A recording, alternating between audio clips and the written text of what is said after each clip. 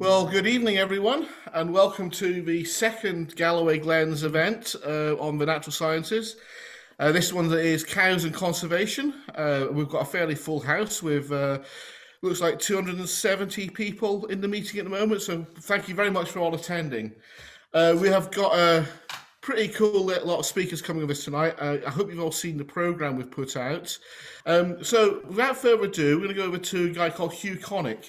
Hugh Connick works for a company called Connix. He's been doing some work for us on Galloway Glens, looking at the landscape restoration of a site that myself and another speaker will be talking about in a minute. So, Hugh, would you like to start your section? Okay, so Nick said, thanks, Nick. My name is Hugh Connick. I work for a company called Connix. And we, for the next sort of 20 minutes, I'm going to be talking a little bit about the principles of landscape restoration using a holistic approach to grazing with herbivores. And we've recently been working quite closely with Nick and his team and the National Trust for Scotland at Thrive and Sam Gallagher and his team, looking at restoring landscape through using holistic grazing.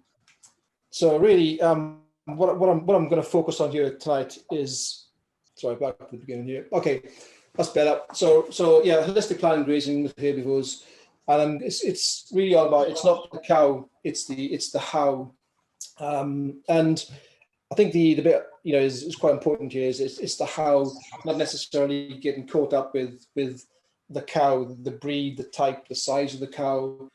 It's about how you apply and use that cow or that herbivore within the landscape to restore it. Okay. So again, just briefly, just going back, this evening I'm going to talk very briefly about holistic approach to managing land and using herbivores, specifically cattle, and we're just going to concentrate on cattle, not the other herbivores. So much of the discussion this evening is based on my experience of farming, working in the countryside, forestry, and working professionally in the industry for over 30 years. And I'm currently working my way through the Savory Institute Principles of Holistic Management course, which is a year-long course, which is absolutely phenomenal. Yes, just to say, like my chat tonight is intended to be light-hearted, open to consideration, and we'll all have our own views and opinions on landscape restoration and using cows for grazing. Okay. Yeah, so and again, leading on, Emma and Cinna will talk a little bit more about their own experiences using controlled grazing and smart technologies such as GPS, fences, etc.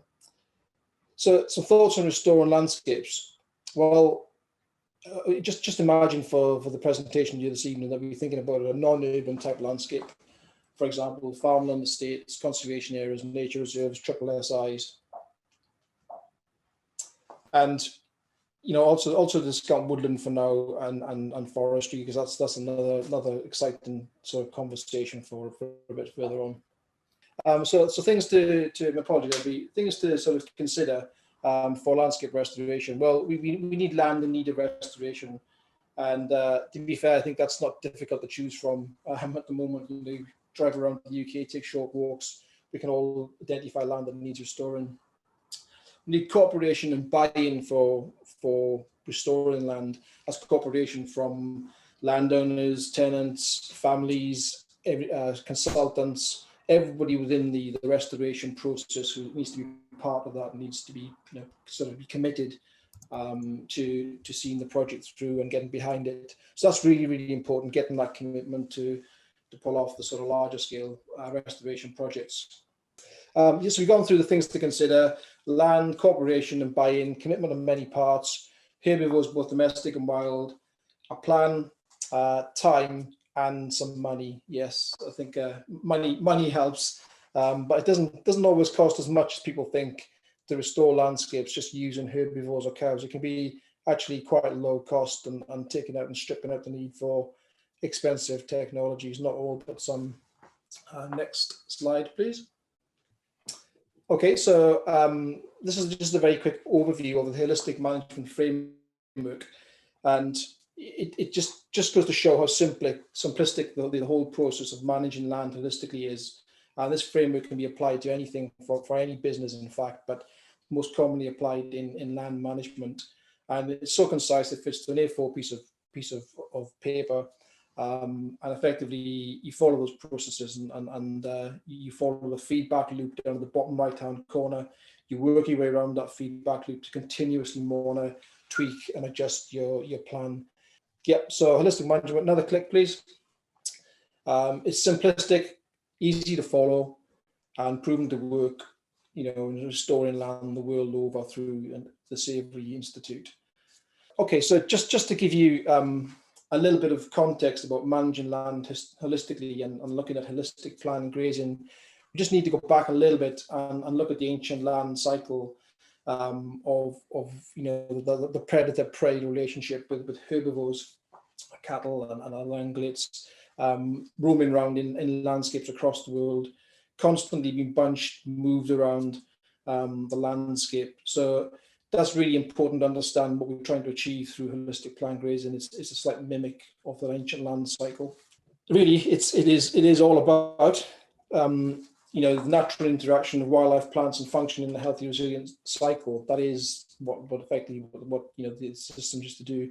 Bunched animals, predators, movement, eating of grasses, and dunging, urinating, which in turn fertilizes the ground. Okay, so a healthy landscape functions, has lots of biodiversity, really good community dynamics, has a good energy cycle, good water cycle, great mineral cycle, and good community dynamics going on within the soils and the plant structures and biodiversity. Rain percolates through the ground and not runs off the surface. You can see from this slide that there's plenty of diversity there. So really, it's all about healthy covered soils, retains water, and carbon, protects the soil and the surface area of the ground from extreme temperatures. Okay, and it functions, it functions as meant to do, as it did, a long time ago. Okay, so overgrazing. So this is really a common problem, and probably the misunderstood problem in terms of overgrazing land. And by that we mean not necessarily lots of animals. It can be lots of animals, or it can be too few animals. The point is that timing is everything. It's the period and length of time those animals, are we talking again about herbivores, cows, spent on that land. And I grew up on a hill farm in Wales, and we had lots of in-by ground, and we had common ground, and our common ground was 3 times the size of our in-by ground. Our in-by ground was overgrazed. There was sheep on the same pasture for long periods of time, and now I understand the processes of going through and looking at land holistically. That overgrazing can sometimes mean extensive grazing, but it's grazed for a long period of time. Okay, yeah, just to illustrate, timing is everything, and that is really, really key. That'll keep coming up as a theme throughout this presentation. Timing is everything. The timing the animals are grazing on land, and the timing that they're actually resting ground. And over resting. So just click on one more, please. So over resting again is a really common and misunderstood one, and this quite often is a knee-jerk reaction from overgrazing. Working with lots of landowners and conservation bodies, quite often the knee-jerk reaction from overgrazing is total exclusion of stock. People see degraded land, degraded ecosystems and habitats, and the first thing people think is, sometimes think is that, take all the stock off, take all the herbivores off, and even, cull some of the wild herbivores like deer heavily, and thinking that nature will magically bring back that landscape or restore it. Now, it will to a certain degree, but bearing in mind that a lot of landscapes around the world have evolved for herbivores and predators to be functioning within those ecosystems, grazing, getting moved around by predators, dunging, urinating, rejuvenating the ground, building back soil biology and community dynamics. So overresting can sometimes be a really bad knee-jerk reaction, and this is one where I find that sometimes, lots of people misunderstand it, and it's very easy to remove stock from an area, but there's a reluctance or a slight lack of planning as to how to bring stock back onto that landscape and let them function as they once did. So again, timing is everything. In overresting as well. If you leave land too long, it'll start oxidating and decaying. So what do we try and do in terms of a landscape restoration project and looking at holistic plant grazing?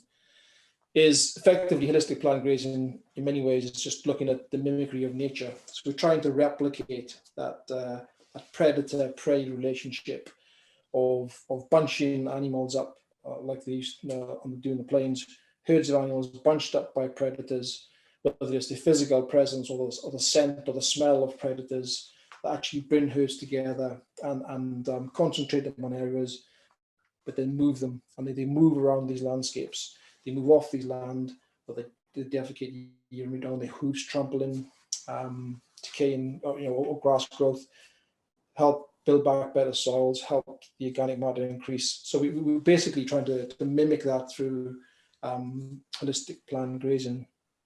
Yep, so in a simplistic way, holistic plant grazing just uses domestic herbivores to mimic the predator-prey relationship with wild animals. And in the UK context, we haven't got those predators to move around these wild herbivores, or so a lot of it is managed by domesticated stock or grazed by domesticated stock. So it's essentially about getting the right animals, getting the animals to the right place at the right time with the right behaviour. That is really, really crucial, and that's something which is focused upon a lot in holistic plant grazing and management. Is getting those right animals to the right place at the right time with the right behaviour. So once we try to mimic this natural pattern of nature, we effectively, when it comes to domestic contents of cattle, is actually we have to plan that. So we, again, going back to the sort of an ecosystems process, we're looking at the water cycle of the land, the mineral cycle, community dynamics, energy flow. So we're using biological and ecological markers to look at the timing of where our cattle need to be at certain times of the year. We're understanding our land, the dry areas, the wet areas, and we then start holistically planning, looking at the number of cattle that we've got and the forage that they've got to graze on, how much forage we might need to cut to conserve them over the winter. And that is all planned through a holistic planning process and charted. So typically in agricultural context, you would get everybody's involved in the farming enterprise to understand the process and chart and map paddocks or cells where you want to move your cattle from. That'll be detailed clearly into days, number of days, and the numbers of days of rest. And that's simply replicating that predator-prey, mimicking nature, movement pattern of herbivores, grouping together, disturbing the soil, urinating, grazing, dunging, moving on, and building back the sort of community dynamics. So again, timing is everything. Okay, so it's not the cow, it's the how. And go back to the opening slide. I think people get really hung up on the cow itself. What breed do we go for? What type of cow do we go for? These breeds are best. These breeds aren't good. That is important, but the how is really, really crucial.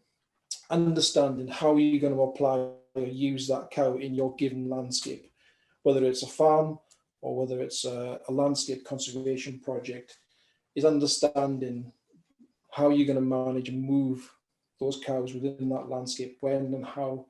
Remember, timing is everything, and we're getting the right animals in the right place at the right time. So the cow bit is, I get that, it's really important. And we'll all have our favorite breeds, and some people will favor other breeds more so over others, and that's totally fine. But it's the how part, understanding how things like holistic plant grazing can help you. And this diagram here, I think, it's a really simplistic diagram that on the left you've got continuous grazing, on the right you've got managed grazing. Now, outside on our farm, outside our nature reserve we had on the farm, we operated very much in a continuous grazing cycle. Low density sheep and cattle ranging over big areas or areas, but constantly. The ground was never rested. And you know, to the right hand side, you've got a managed grazing illustration whereby you've got cattle bunched up, moving in a planned way around your landscape. So, you know, you can see from the illustration the continuous grazing downsides, less wildlife habitat, more exposed soil, reduced forage diversity, increased rainfall, less healthy plants, more parasites. On the right-hand side, when you start looking at taking a holistic approach and you're taking an ecological consideration to your land, looking at the water cycle, mineral, community dynamics, and energy flow, then you start to build up better soil, build back that landscape.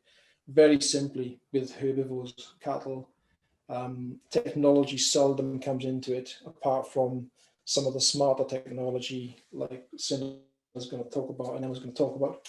But there's nothing fancy in restoring some of this landscape, no big machinery, no fancy seed drills, planting wildflowers or anything like that. You're building it using the natural mimic and rhythm of nature. Yeah, again, so just reconfirming, it's about getting animals in the right place at the right time. Hopefully, and this is a very simplified this chat I'm giving you here about the process of using holistic planned grazing. It's not detailed, but it's a very quick overview. The idea is that, you know, where you've got land in need of regeneration or degraded land, that going through this process can start bringing it and returning it to health. You start that process, but you're always constantly looking at how you can improve, change it, tweak it, what's working, what doesn't work.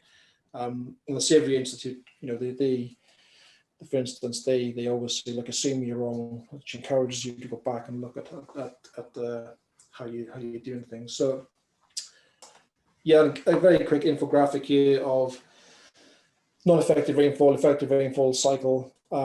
This is mainly to do with the water cycle, but it's a really good illustration of, you know, degraded or land that's in need of regeneration on the left-hand side of the infographic. On the right-hand side, you've got some really good stuff going on there. You've got, you know, ecosystems, processes working. You've got a good water cycle working. You've got a good mineral cycle working. You've got good community dynamics. You've got diversity in your sward. Your sward species are high in numbers compared to the left-hand side, single species or 2 or 3 species of grasses. You've got good energy flow. You know, the systems are working like they should. So yeah, that's what you're trying to, or hoping to try and achieve, or what you're trying to achieve in some of the work that we're doing. Okay, so this is sort of coming towards the end of the presentation, and really it's a nice image, I think, that encapsulates a functional, healthy ecosystem with lots of everything working in it as it should.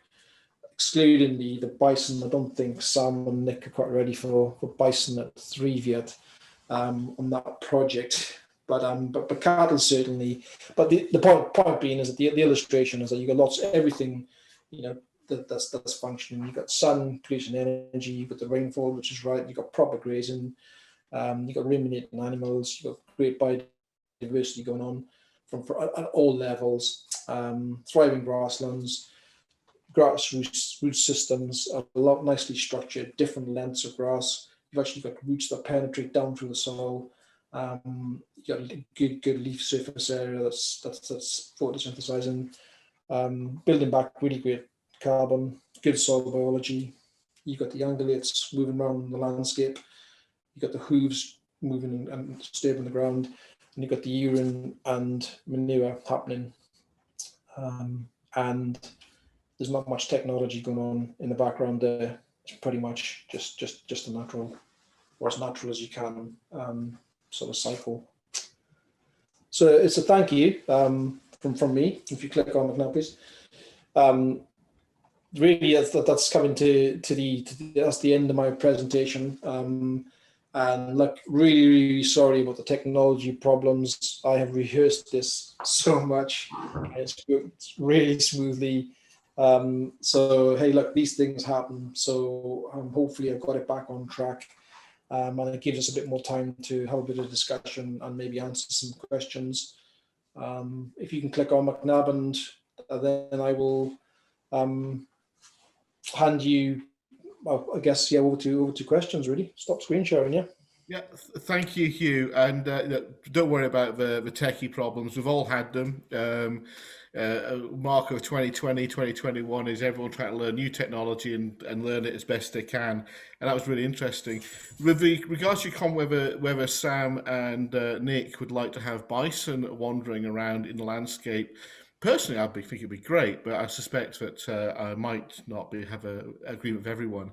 There's a number of questions arising from your presentation, and I've just lost them. But what question? A lot of people are asking about soil density and compaction from heavy animals, and there's a sort of linking to that as well. With whilst you said it's not the cat, it's not necessarily the species of the cow, but the how you actually use it. Is there actually some difference in that smaller light body breeds maybe would have a different effect than very heavy modern breeds? And I guess the soil compaction element might just be how long you keep them in a certain place. Would you like to expand on that? Yeah, okay. I think the two things. So the soil compaction is a I always thought was an incredibly complicated issue until you started looking at holistic plant management, and you need to understand a bit of the context about the actual soil that's compacted or capped, which generally in an agricultural context results from cattle just constantly being on that ground. The machinery were constantly running over it. Grass sward height is always very, very short. Poor and what we call community dynamics, so the root systems of the grasses and the forbs of plants is very low species diversity. The root systems at a very shallow depth. So what happens then is water comes down, compacts, runs off, takes the topsoils and the goodness of the soils, makes it run off the surface. So you get this real capping effect. And I used to think, like, going through ag college, the technology was the answer. You went in, you subsoiled it, you tilled it, you plowed it. It's always a common one. You got a plow pan. Having now studied holistic management and looked at regenerative agriculture, I understand that this can be simply rectified, but just by using herbivores and better understanding how to manage land through holistic land management. So hopefully that answers that one. There's so much stuff out there, believe me, on the internet, which is great stuff, and you can find out more on this stuff. But I'm always happy. A number of people asking if slides will be available. The slides will be available. Yeah, they will be. Yeah, and they're freely available on the Savory Institute media pack on the website as well. So they copyrighted to them. In terms of the breed, I think that is something which is subjective. I totally understand and get it how people are proud about their breeds and cattle being in different areas and heritage and things like that. I grew up with Welsh Blacks and proud Welsh Black person, and they will possibly be. Well, having said that, I spent 20 years in Galloway. I'd have to flip a coin between Welsh Blacks and Galloways, but it's more about, I think, understanding the how is the part. How that cow functions in an ecosystem. Effectively, your fields are ecosystems. So it's understanding what their role is, how they behave, how the ground responds to them in low numbers, big numbers. And that's what really struck home to me doing holistic. A last question, and maybe a sort of weak, concise answer whilst Sam gets ready to share the next presentation. But I was wondering about how you're measuring and understanding what are the differences between effective and non-effective rainfall in the soil. Yeah, okay. There's lots of ways that people do this. Effectively, what you're looking at really is you need to dig into your soil and start looking at your root systems in your soil and looking at the water retention on that soil. If you've got very, very short blades of grass, poor root systems, then you've got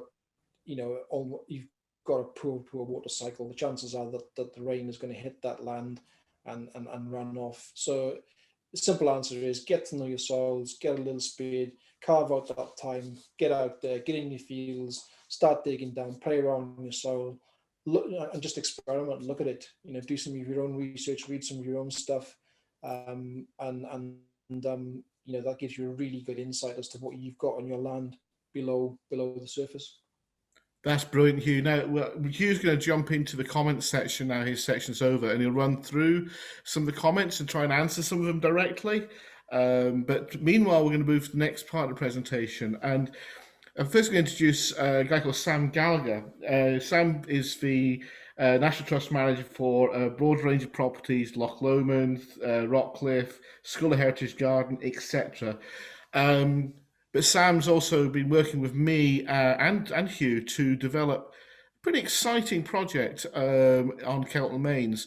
And I'll be helping Sam on the presentation of this to maybe just give a quick run through of what we are about here to maybe put this into context. So, Sam, if you want to just share the next slide, and we'll carry on.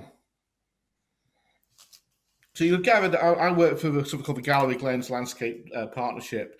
Now, we've been running now for about 2.5 years, about halfway through our scheme. We've had quite a lot of success. Got 38 projects, 6 main programs, and almost all projects are up and running. I've also got a little small grant scheme for mini projects.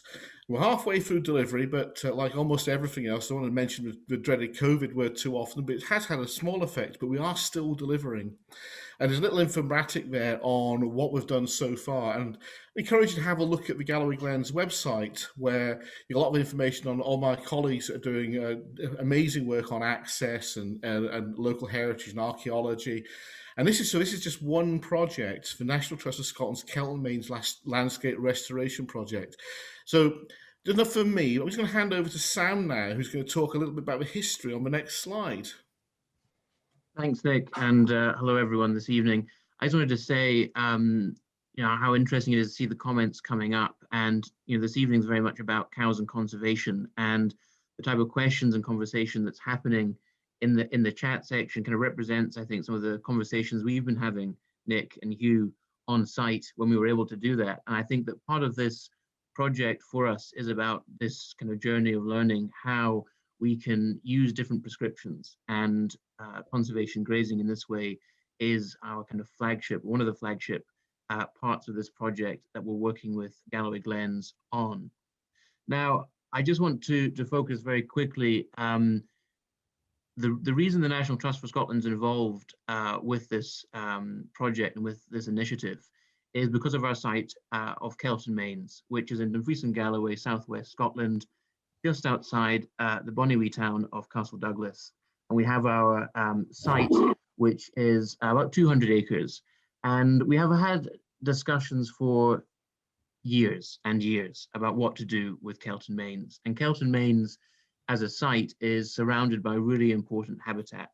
Ramsar, SSI, SPA, such an important place for us within the National Trust for Scotland portfolio.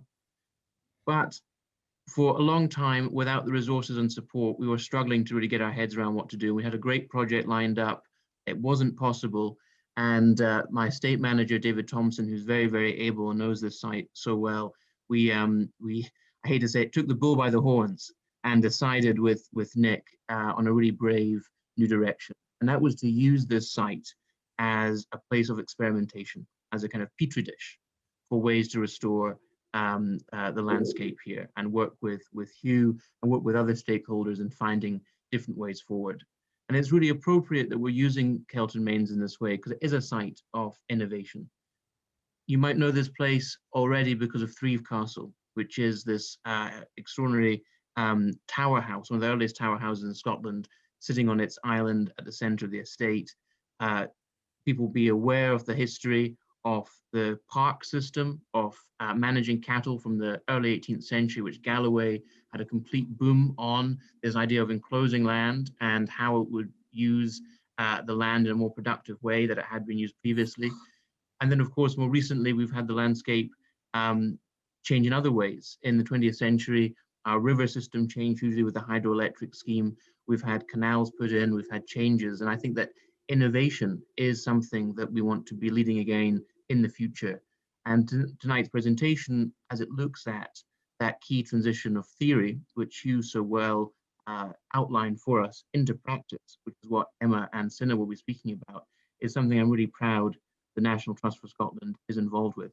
We are Scotland's conservation charity. We are one of the largest landowners in the country. And the lessons that we learn here, I would hope, would have a huge impact to what we're doing in the future. Now, the Kelton Main site is a site with a lot of potential, and I'm going to hand over to Nick now to maybe mention some of the key features and talk us through some of the detail of the project as it is. Yeah, thanks, Sam. Yeah, I think you just jumped back a slide there, but so we commissioned in Galloway Glens and NTS Hugh to have a little look at the whole of the site with this whole idea of creating this test bed for ideas, to create a landscape that was fit for the future, fit for an uncertain future where we don't really know what the effects of climate change, for example, may have upon us, and how that can affect the biodiversity of the landscape. With a recognition that the way that things have been managed in the past was probably detrimental to biodiversity, we had to make a sort of step change. So we appointed Connex to have a little look at the landscape as it was at that point, and then we asked them to create an inventory of what was present, all the ecology that's present. They then provided a field plan, which is similar to, as you can see there, with a little sort of prescription for each field. And plans on how to reconnect the river with the landscape, how to join up all the bits that have been disconnected in terms of sort of energy transfer, wildlife movement, and create a more diverse landscape. They provide plans, and they're also creating a tendering document. Very good for the next slide, Sam. However, having commissioned Connex to do this wonderful field by field design with some really good information there, we started having a bit of a think. And there's a little a note there which maybe indicates why we started to have a think. So there's a prescription for this field here, which is in a floodplain. It's a field which has been bunded, and now one of our prescriptions may well be to remove some of the bunding, and then connect that from field 2 to field 1. And then we started thinking about, well, if we're going to just take that fence away, do we need all these fences? And this is where some of our plans came through. But so we've got the same plan with all the inventory there. We've decided to parcel up this whole project into 5 or 6 different little project themes. So if you want to just maybe move on, Sam, with the next. If I just one thing, just kind of come in on kind of some of the philosophy that's behind it as well that you're mentioning there, Nick, and it's about the approach that we're looking to bring forward is something that is engaging to the public as well, that we're wanting something that is going to be something that we can have presentations like this, that we can share what we're doing to a wide international audience and get a kind of conversation as well. So I think one of the slides that we're going to go on to now, and click forward. If you click forward. There we are, a little bit slow. It's kind of helping us to kind of conceptualize that. I know some of you will be kind of very much experts in this field, but we're looking at a site which does get a lot of visitors. We want to make things work for those visitors as a learning experience as well as a physical experience.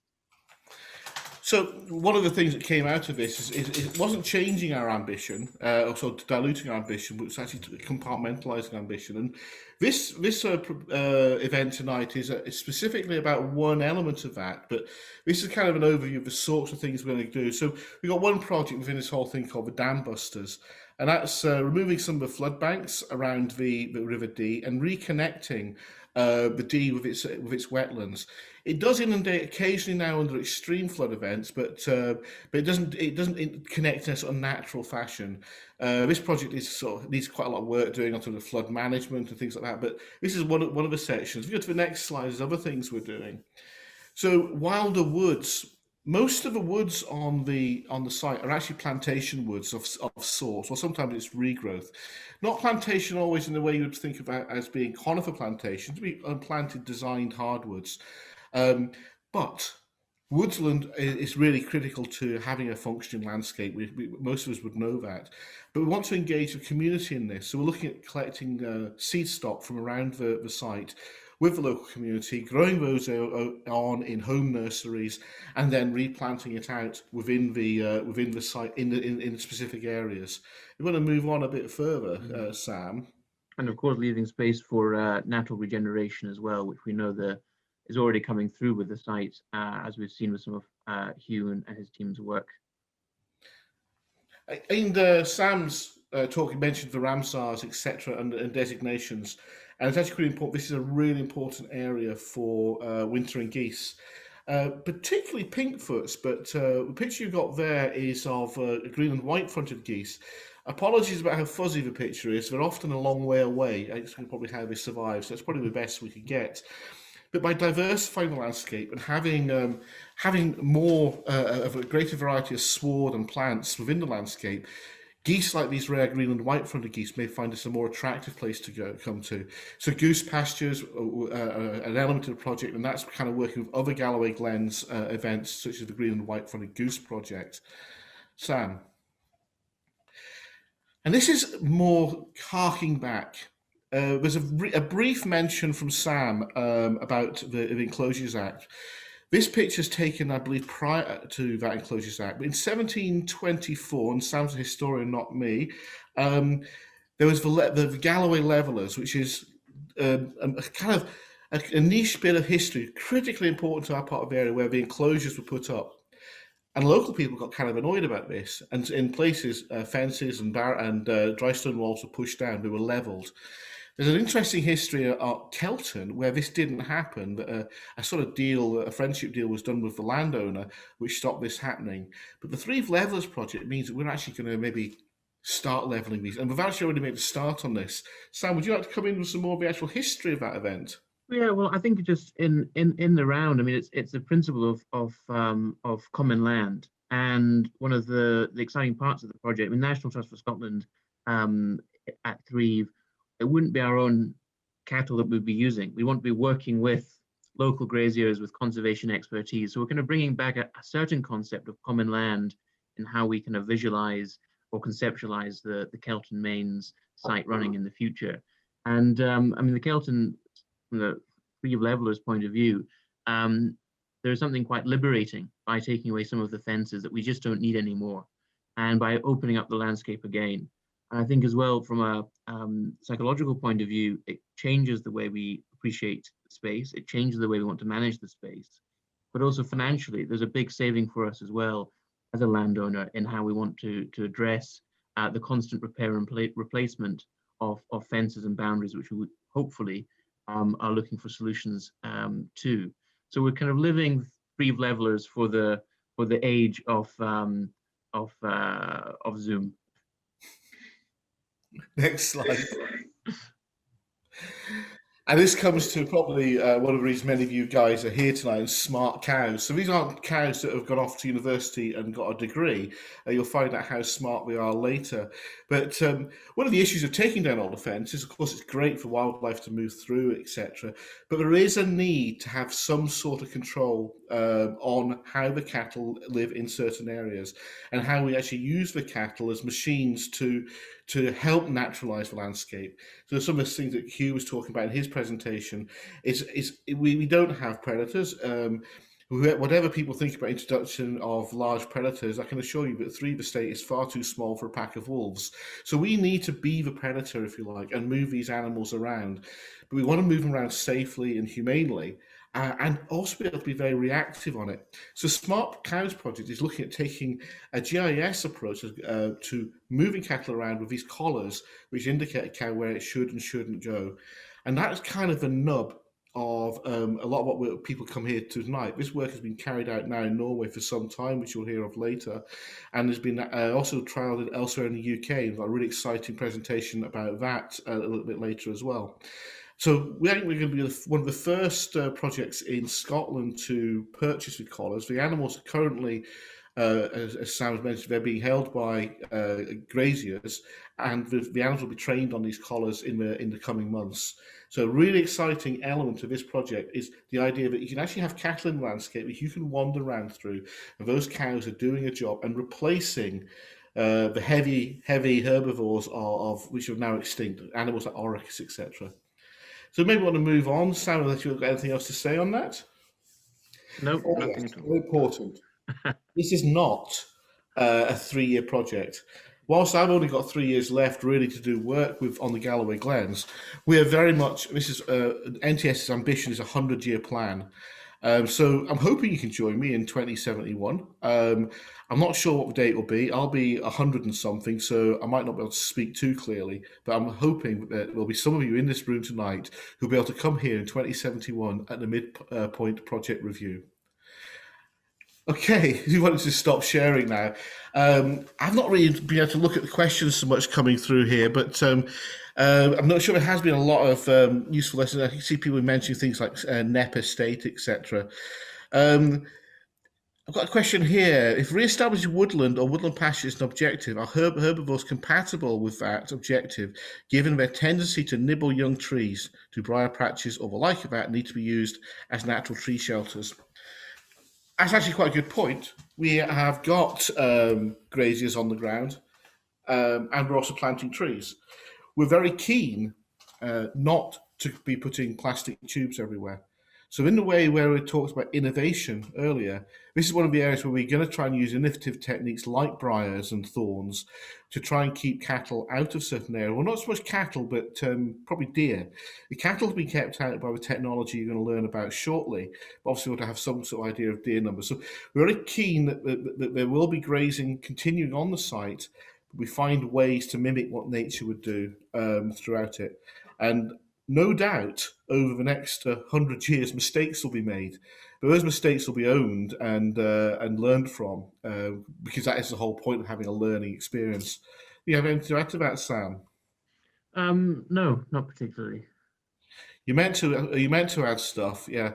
No walls would be great to encourage visitors. Can goats be used, etc. There's quite a lot of stuff in here.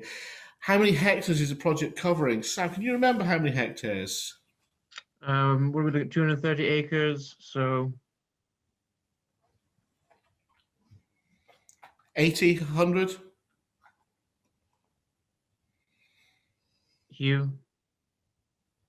Okay. Yeah, it's probably just about 50 odd hectares. Just the core area. Yeah. Excellent. Well, shortly, Sinna will be joining us from Norway with her presentation on smart cows. There's a number of things from tasking kids to plant trees, which I think is an excellent thing. That's the whole concept of this project.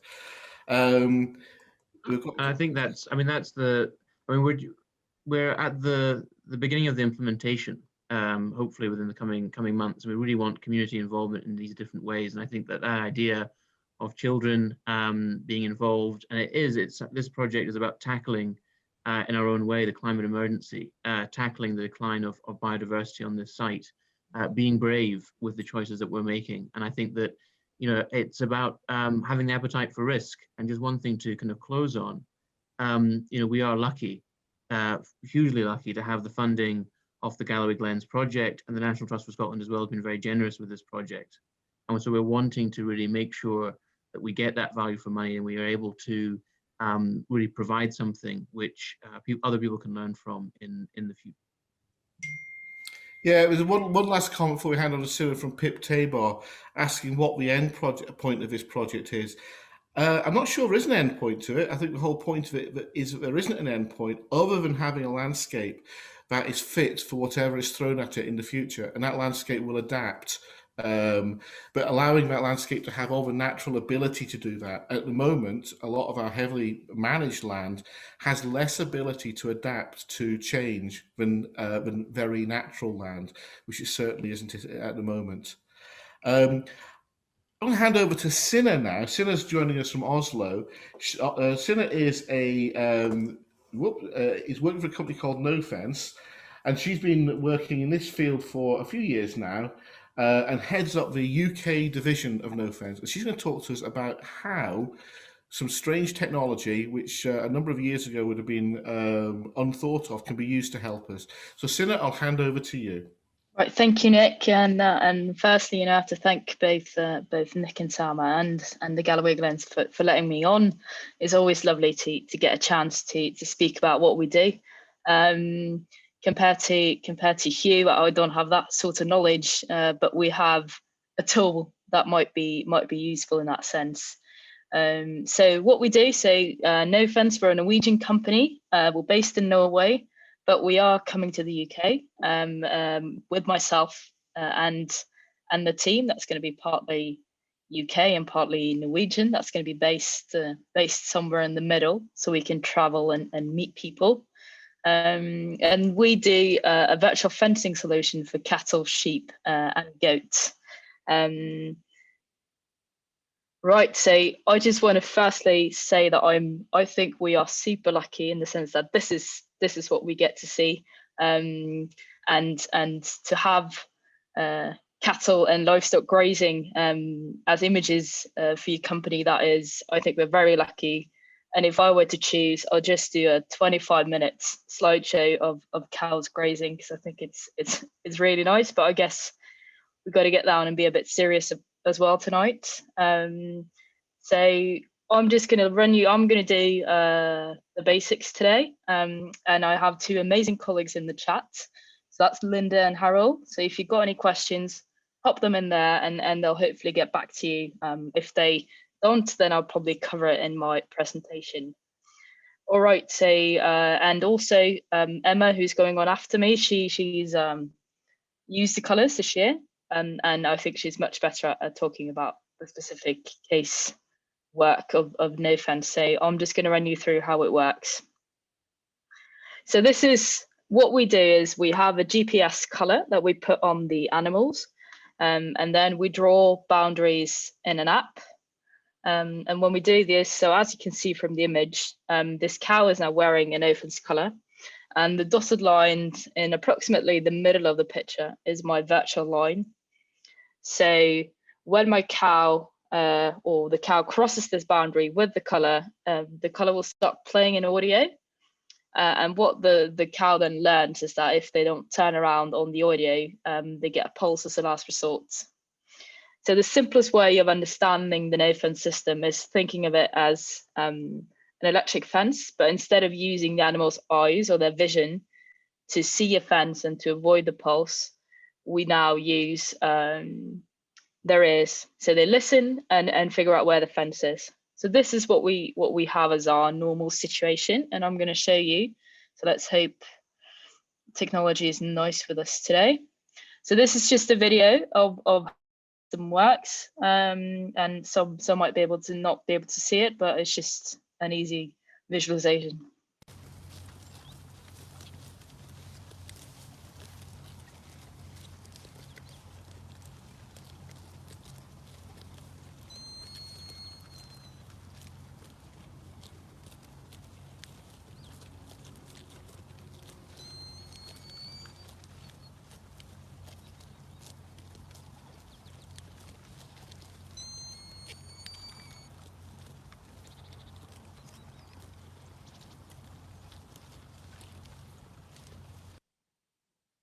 So that is just as simple as it is, and they turn around on the audio cue. And then every time I do a presentation like this, I get a question, but what if they escape? And I'm going to walk you through that. But please note that escapes are very rare. So most of our customers never really experience escapes. But when they happen, this is how it goes. So as I explained from before, there is a no fence boundary, audio warning, and then pulse if they don't turn around.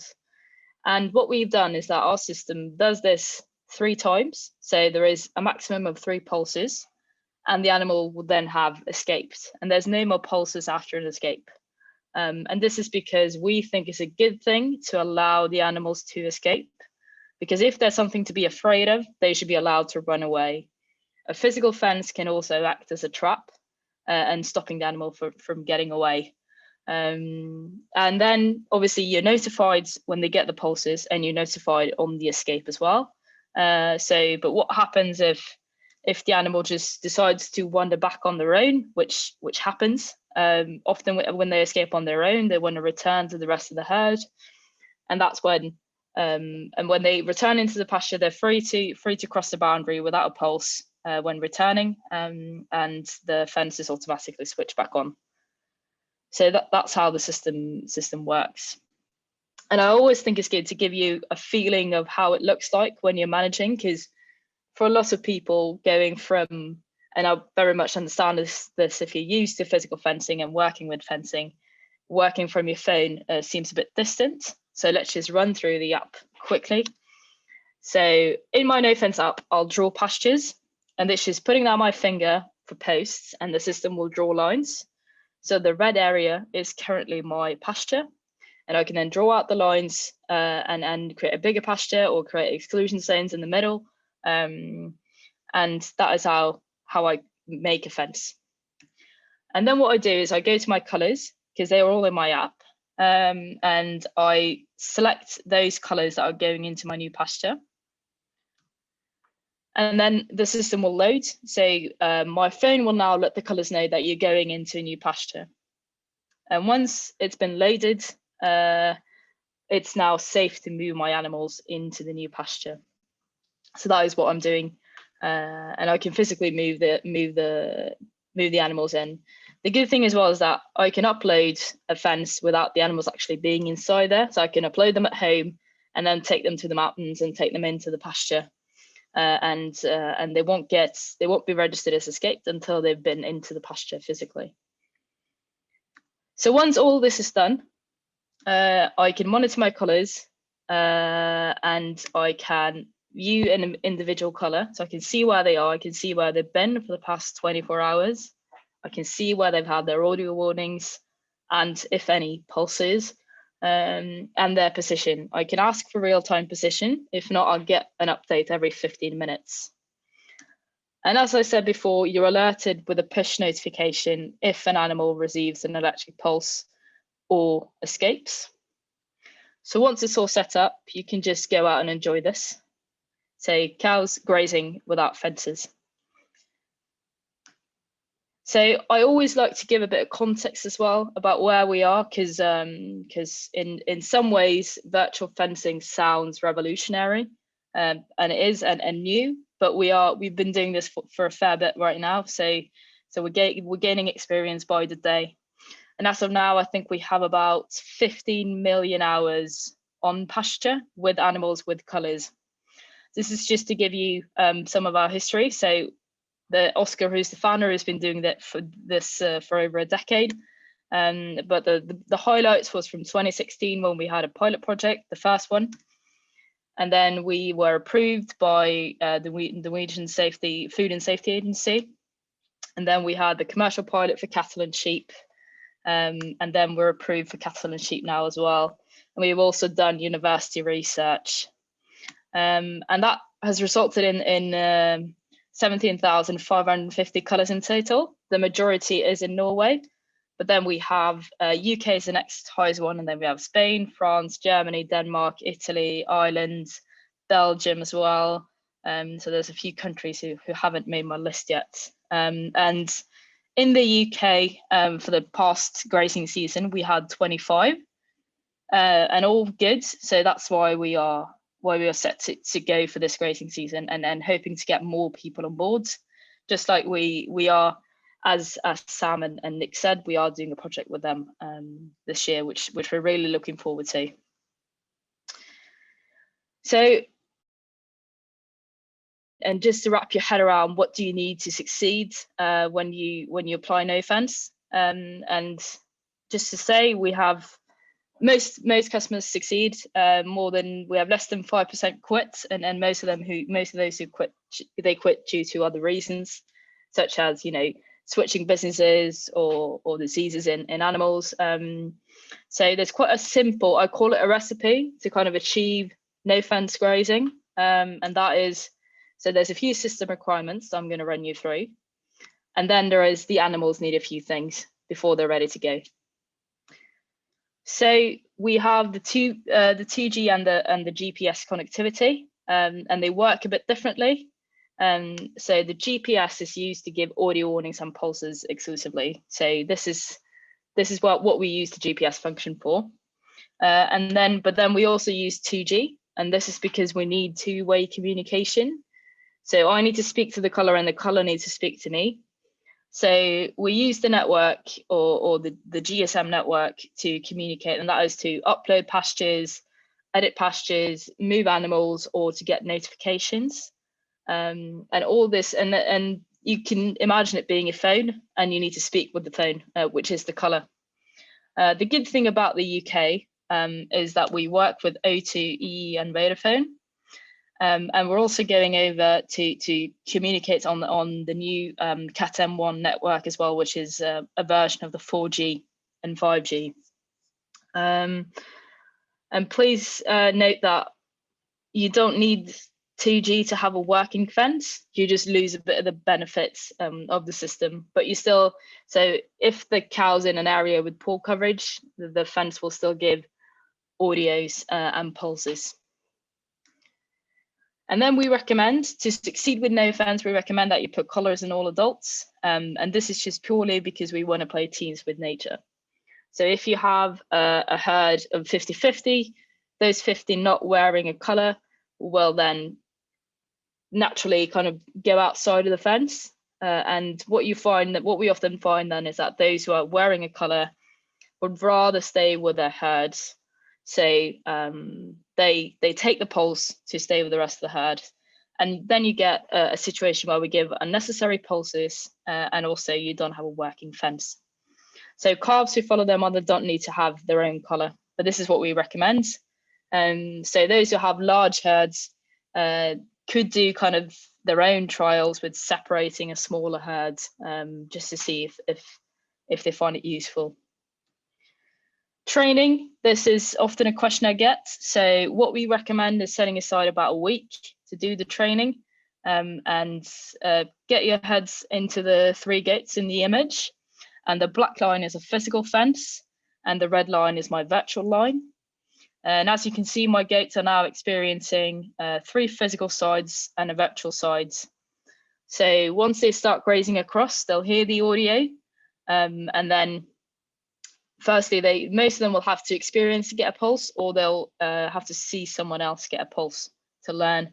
But they quite quickly learn that audio means pulse. So what we then need to teach them is to turn around on the audio cue. And that is what they do normally within this fence. And then what we recommend is, this is an easy one for them to understand because it's just one side where they meet the audio. But what I can do then after a couple of days, I can extend that line to give them more pasture, or I can close in behind them to give them another side for a bit more of a challenge. And once you've done the training, they're free to go outside. And the last thing you need to understand then before you kind of let them on grazing is to make sure that you draw understandable pastures.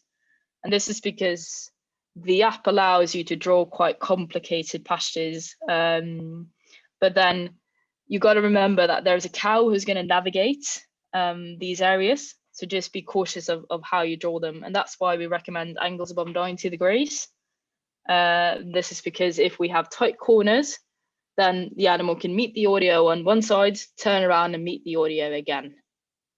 And that's the same reason we say avoid small corridors, because that's hard sometimes for the animals to understand, because if they meet the audio on both sides and don't know where to move, we have to give them a fair chance of avoiding the pulse.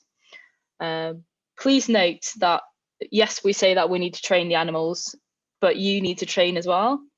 And firstly, when you get used to the system and you see how your herd reacts to the system, you get this easily and you know how to draw your pastures for the animals to understand. So it's just for the new beginners to remember. Right, I'm not going to go specifically onto pricing. I think if that's something that you're interested in, please let us know and we will get you information on it. But I'll just run you through how it's structured so you know. So we have 2 parts the cost is split in 2. So there's the product prices, because obviously we have hardware, collars and neck straps, batteries, chargers that you put on the animal, and these you buy. So that you buy them and they're your own property. but you're free to sell them on to someone else if you wish to. And then there is a subscription fee, and the subscription fee pays for your application and for remote software updates that we do and firmware updates. And we have a support line. So we have opening hours. Normally business hours is 8 till 4 o'clock on the weekdays. And then during summer season, we do some Saturday sessions. And this is a phone line that you can call about if there's training issues, or if there's anything wrong with your color, and we will obviously take care of it. And also we pay for the 2G roaming. So we charge you for that based on how many colors you have. So I think last thing, which is probably the most important. No, I'm just kidding. So it's 25% off if you place an order before the 15th of February, and you don't need to say the college for this year will be delivered approximately mid-April in the UK. And if you get an invoice at delivery, regardless, we just need by the 15th, which I know is close, but if you're interested, please let us know. And I think that's it. Nick, do you want to kick us off with some questions? Or Thank you very much, Sinead. That was the amount of chat in the room is amazing, but unfortunately your team and others are actually answering a lot of those questions. There were some questions, though, I noticed on other species. So at the moment you are concentrating on cattle, sheep and goats. There'd be questions here asked about horses and questions asked about pigs. yeah. And now Laurie asked about children as well, which I think is a bit cruel. Yeah, no, I get that. Children and wives is quite a common question.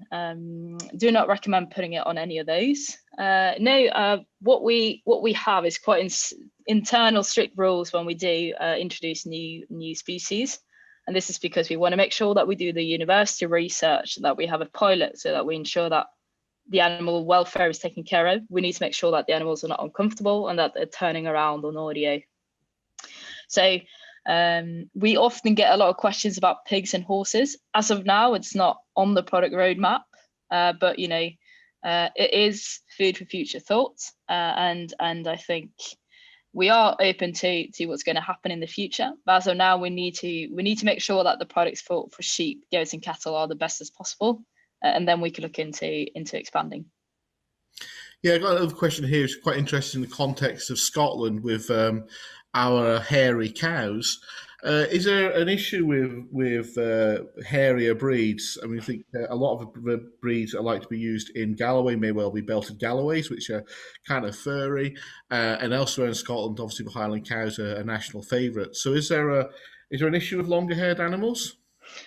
No, not really. So the good thing for us is that we did for cattle, we did a pilot in 2019 in Norway.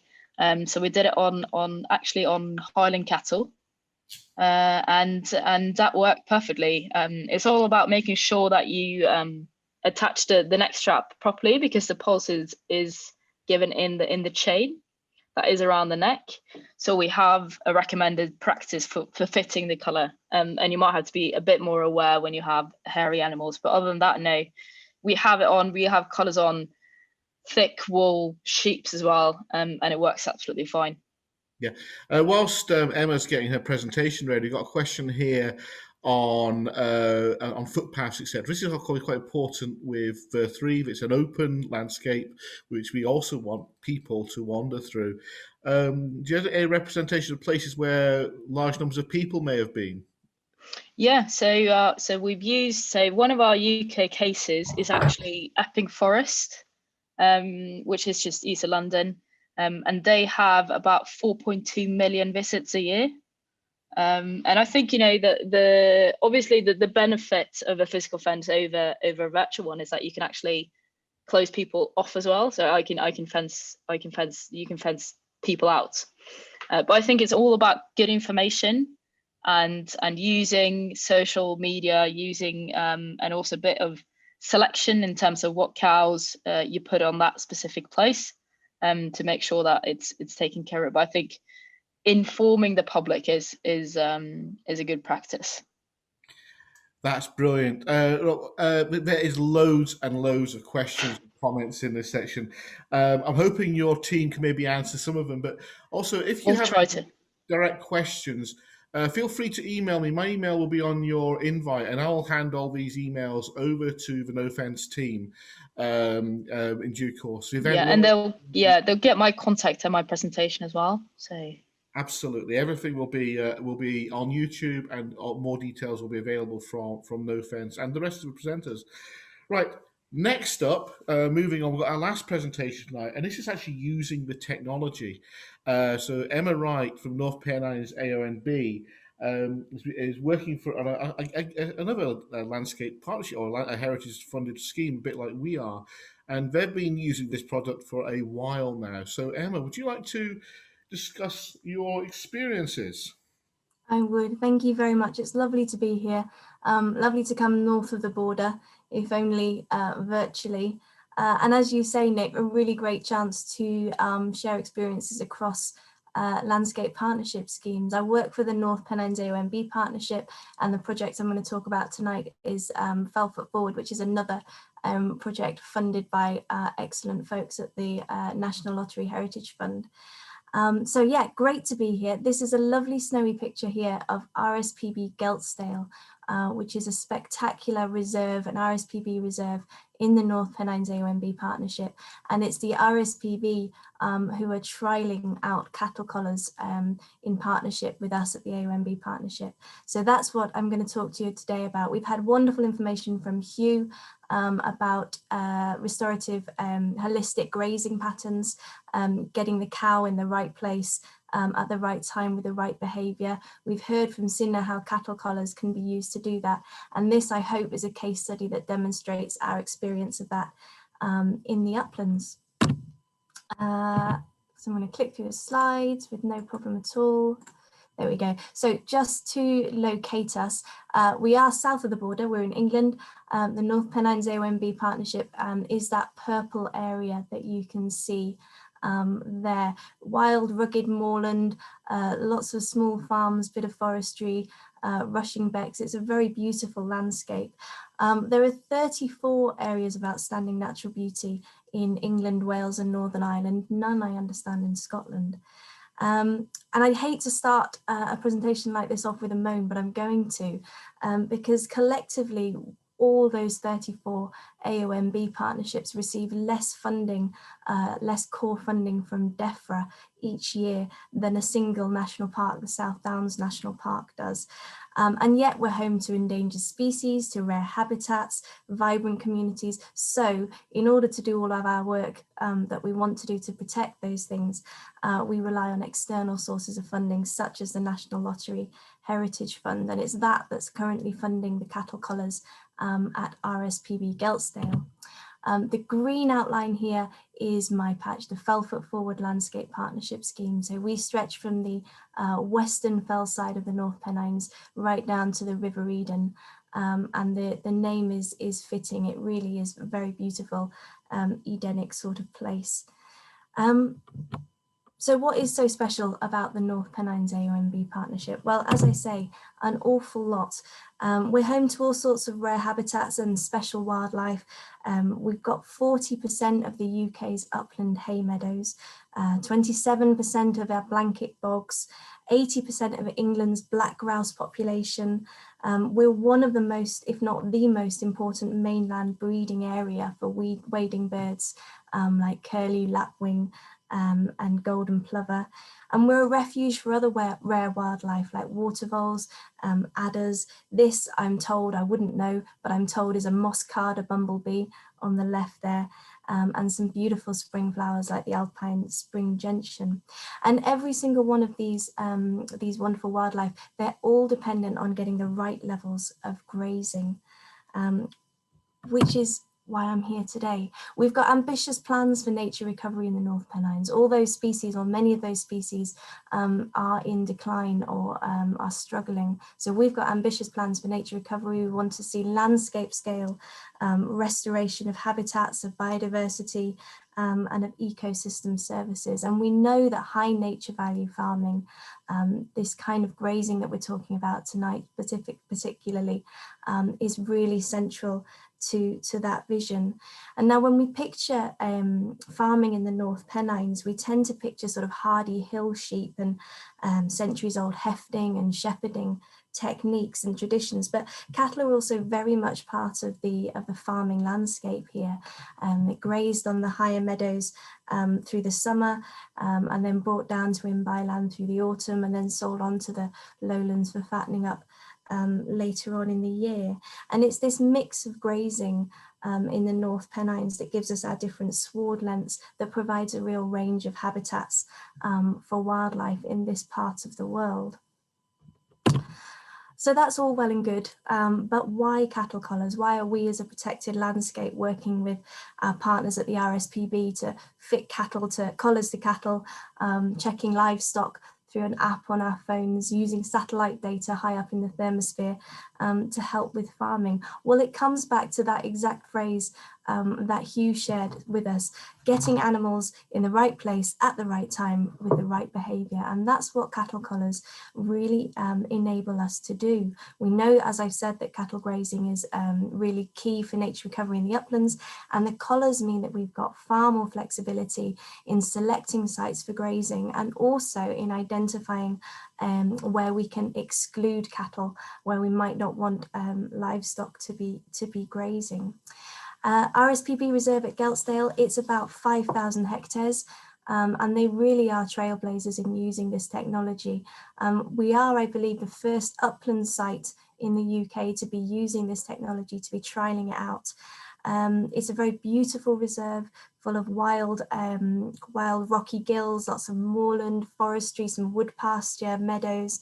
And it's a refuge for some of our really important upland bird assemblages like hen harrier, short-eared owl, curlew, lapwing, ring-ouzel, and right down to the tiny windchat as well. It's also a working farm, so we've got the cattle that we can see here and some sheep as well. There was a question earlier about Highland cattle and whether the collars are suitable for those for that breed. The cattle at RSPB Geltsdale are a Highland cross, so they might not be quite as hairy as some of the cows you've got north of the border, but they are pretty hairy and the collars do work well. This is a spectacular photo because I think it really illustrates the kind of habitat we want to see more of in the North Pennines AONB partnership, and indeed throughout much of our British upland. We've got lots of planted trees, we've got some regenerating woodland, we've got a mix of sward, and of course we've got the cattle there with their collars driving the whole process. Excuse me, I'm just checking my notes to make sure I haven't missed anything. What do the cattle collars offer at RSPB Geltsdale? What they offer, we've got this new woodland here that RSPB and their volunteers planted some 10 to 15 years ago, and it was getting to a stage where it really needed a bit of grazing. If you remember that slide that Hugh shared earlier about the risks of undergrazing and what can happen to vegetation at that point. What the cattle are doing now that we've got the collars and they're able to graze this landscape is they're starting to break up very dense stands of bracken. They're starting to keep down the rank grasses that can take over and start getting into tree tubes and causing all sorts of problems. Their heavy hooves are creating earthy patches where the seeds can fall, and we can start to see more natural regeneration. They're also offering opportunities for a bit of visitor management. We're not putting the collars on visitors, but there was an area at the bottom of this part of the reserve, Brathwaite Wood, which was starting to get really heavily poached up by the cattle after they had their collars on, and really boggy, and it was part of the footpath. So the staff at RSPB Geltsdale were able to adjust the fence just using that very simple app on their phone, and send the cattle further up the hill so that they were no longer poaching the footpath. So it offers that real flexibility and in grazing and moving the cattle around where they're needed. The other thing that it offers, those species that I've mentioned, species like black grouse and ring-ouzel and so on, they're really fussy creatures. Black grouse, for example, like very tussocky, and long grass and a bit of scrub. Ringus will prefer a much shorter sward. What the collar technology offers us in its flexibility is the ability for the staff at RSPB to monitor sward length, to see how it's responding to cattle grazing and adjust those virtual fences accordingly so that the cattle are in the right place and that we're managing that landscape as best we possibly can for those key species. Obviously, the alternative for fencing in this landscape to the virtual fencing would be physical fencing, and that just wouldn't be possible. You can see how steep the landscape is there. You can imagine how rocky it is. It's full of rocky streams and so on. We couldn't get fencing in there, but the virtual fencing means that we can get the grazing that's needed. Traditional fencing has for many years been our only option before this no fence technology. And it comes with a lot of problems. It's tremendously expensive. You can see the sort of infrastructure that's required. You need these posts and the wires, of course, but also where we're looking to fence, if we're looking to plant woodland in a valley around a watercourse, then we then have to introduce these massive water gates that you can see in that top picture, and it costs an awful lot of money. I've worked on a lot of woodland planting schemes with landowners. We start off with these great ambitions for, 20, 30, 50 hectares of woodland planting or natural regen, and I'll then walk out with a fencing contractor around a site a bit like these that you can see in the picture, and our massive ambitions get shrunk and shrunk and shrunk, and we end up with a bit of a spinal tap moment where what we had planned has suddenly shrunk down to sort of a 5-hectare woodland with ridiculous lines of fencing, because that's the only place we can get the fencing into these rocky, inhospitable land, because the ground's wet or it's too steep or it's too rocky, as I say. So it's very restrictive. It's also, I think someone mentioned earlier, the tremendous maintenance costs. And again, there's been far too many woodland creation schemes in this country where, again, great ambition, lots of numbers of trees in the ground, possibly lots of volunteers involved planting those trees, but the fences weren't maintained. And all you need is a few hungry sheep in midwinter getting through a hole in a fence, and all that hard work and all that habitat is decimated. So fencing is tremendously problematic. But possibly the reason that we're most concerned about it in the North Pennines AONB partnership is not only is it difficult and costly and often prone to damages, but it's also can prove fatal to some of the very birds that we're trying to protect. Black grouse, curlew, short-eared owl, buzzards, all of these we've recorded flying into fences, and obviously that ends up being fatal for most birds. We can try and mitigate that. The aluminium plates on the top picture there we use as bird strike markers to try and sort of reflect the light so that the birds can see the fence better, but they come with an extra cost. And there's also landscape implications. I think someone mentioned in the chat earlier with the new site up in the Galloway Glens that kind of open landscape is going to, that return to sort of an open fenceless landscape in some contexts is going to be just what we want to see in our areas of outstanding natural beauty. So the conservation benefits, I hope I've sort of conveyed those as we've gone along, but they give us much more flexibility about where we fence, where we exclude. The conservation benefits of cattle collars help us understand, help us really think carefully about where we can exclude cattle, where we can include cattle. It gives us a chance to really scale up our ambitions and our sites for habitat restoration, and gives us that control over habitat and the sward length, which is what we need in this upland environment. So tremendous benefits for conservation. What they've also done for us, this partnership with the RSPB Geltsdale and trialling cattle collars in the AONB, it's brought us to forums like this. We've suddenly been able to have some really exciting conversations with people about our ambitions for nature recovery. We've been able to say, we know that we need more wildlife in our uplands. We know that nature-friendly farming is a really important part of that. And here is a tool that we can use collectively to make that happen. So it's been really a really great project to be part of. Of course, as with any new technology, there are barriers to uptake. In the uplands, a lot of our farmers are tenant farmers to larger estates, and their ability to alter their grazing arrangements is often dependent on that tenancy agreement and on things like their countryside stewardship agreements, so funding that they're getting from the government for particular types of farming. There is a cost to it, but I would be the first to say, before you dismiss this on matters of cost, look at the alternatives, look at how much traditional fences cost in the first instance as the capital works to install it, but also the many years of maintenance that's required afterwards.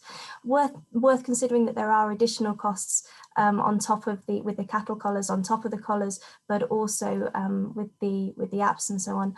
For example, at Geltsdale with the RSPB, we funded a mobile cattle crush. So this is a mobile unit that staff can take out onto the hill and herd the cattle into, so that they can make any alterations that are needed to their collars without having to bring all the cattle down into the sheds back at the farm. So there are a number of costs associated with this. What we hope is that collectively we understand, we can see the benefit of this new technology, so that new government funding for wildlife friendly farmers will be able to support this kind of innovation in the future. It's really important that that's recognised. There's also perhaps an onus on us to be better at marketing the value of high quality, high welfare beef. You know, if we can see more beef in the landscape, more cattle in the landscape, with cattle collars doing great stuff for wildlife and habitats, as well as sort of stimulating local economy, there's a lot of wins to be had there. It is new technology. Events like tonight are fantastic ways of sharing the successes and potential challenges of this. It's not a new method. I was thinking about this when Hugh was talking. This idea, we call it mob grazing, restorative grazing, regenerative agriculture, is actually returning to the way that farmers farmed, 50, 60, 100 years ago. I'm remembering I recently finished James Rebank's book, The English Pastoral, and he talks in there about how his father in the Lake District used to say that cows should never hear the church bells twice. So they were always moving the cows through these small fields to benefit, to allow the grass to grow as best as it possibly can. So yes, new technology. Farmers have always been quietly picking up on satellite technology and all sorts of other ways of better farming for crops and livestock. And as I say, not new methods when we think about it in the round. And we also need to be really clear to people about animal welfare. Absolutely right to have concerns about welfare with anything like this. One big benefit in the uplands of using the cattle collars is that it becomes much easier to check on livestock. You can imagine daily checks on livestock in somewhere like RSPB Geltsdale, even with modern benefits of quad bikes, is really difficult and time consuming, trying to get around every gully, every escarpment, and so on. And this way, with the warnings that you get on the phone whenever a collar is still, you can immediately locate any cow that's in difficulty without having to search the whole fell side. So there are real benefits for welfare as well. And that's more than enough for me. I'm just going to give the last word actually to a chap who works down here called Simon Stainer, who has given me permission to use these this quote. Half the time I think I'm wasting my time in conservation, and just now and again someone does something brilliant. And this was something that Simon sent round in response to the news from Geltsdale that the collars are on in the Brathwaite Forest and the cattle were responding really well. And he's absolutely right. This does, as I say, offer so many wins for farming, for livestock, and for nature recovery. We're hoping to trial it out with new farmers here in the North Pennines AONB, so we're seeing how it works on different systems, and I'm just really excited to see where it takes us and nature recovery in the future. So thanks very much, Nick. That's more than enough from me. I don't know, has everyone just gone and watched Netflix? You might have done for all I know. Sorry, no, I had my mouse has stopped working, so I had to use the pad one instead. I think it's batteries are flat. That was brilliant, Emma. Thank you very much. And actually, your comments about the costs of fencing, etc. In a previous career, I have probably erected 50, hundreds of miles of fencing along riverbanks in particular, and it's usually expensive. Finding a route to put a fence which is sensible is really complicated. And then a flood comes along and knocks it all out. And then you have the thing that because you have zero grazing when you put a fence up, as opposed to controlled grazing, you then end up with a preponderance of invasive species, which you could easily control with the appropriate sort of grazing. I think of things like Himalayan balsam, etc., which I don't know how it is where you are, but in the rivers around Dumfries and Galloway is pretty rife. So to me, this technology or this technologies like this are very much a way forward for conservation grazing, and appear to me to make some commercial sense as well, which is a real win. We have a number of questions coming through on this, but I think something that has come through a lot of this is using this in woods. And maybe if all of the presenters could turn on their microphones and answer some of these. So there's a question from, I've lost where it is, about using this technology in a grazed woodland environment. Woodlands did, of course, used to get grazed. Well, I mean, Gelsdale is one of the best examples of upland wood pasture that we've got, and a lot of it is triple SI as well. And the cattle will be moving through that through the spring and summer. So it works so far.